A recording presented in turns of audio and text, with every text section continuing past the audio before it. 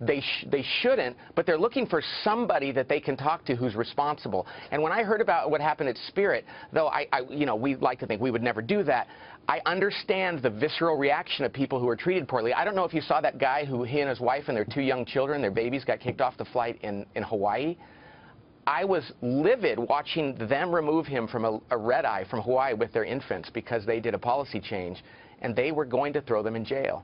And so, though I never condone that kind of behavior, I certainly understand that customers have had it.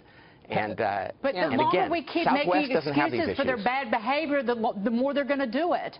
Because, again, policy is policy. I follow the rule that if I'm told by an airline employee to do something, I doggone well do it because I don't want to get thrown in jail. That's the post-9/11 world, like it or not. That's right. I agree with you. I completely agree with you. The only thing I would say is this. Companies that treat their customers this way usually go out of business, but because the airlines are protected and regulated, and because of unionization and everything else, they do not have the consequences that they should have for their behavior. But I totally agree. Passengers acting this way, I don't think they're being intentional. I think they just lose control. Patrick, and it seems it's like a bad situation all the way around. Patrick, it seems like there is a systemic problem within the airline experience, and it's not just the carriers. It's a security issue. It's the way that airports are managed. The whole process is so doggone stressful that by the time the customers get ready to board the plane, they're about to lose it. And then if you have employees who are ticked off at the company they work for because they're not being given maybe salary increases, they're not being given good conditions, then you have an absolute recipe for disaster. And, you know, I've seen airlines like American and United in particular, because I fly all the stinking time, and when you have a surly gate agent or a surly ticket counter person or somebody who just ruins your day, the whole experience starts going south.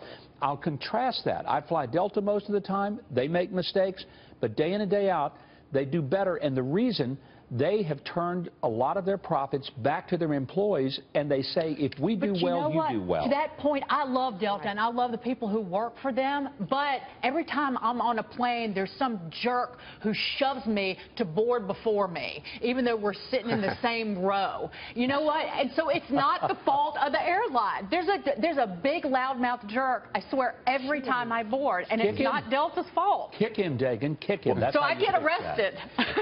Patrick, can I ask you, Delta. How is the experience with international airlines different from the U.S.? You know, when I used to live in Asia, I would fly Singapore Air, and it was a pleasure. What are they doing right that the American airlines are doing wrong?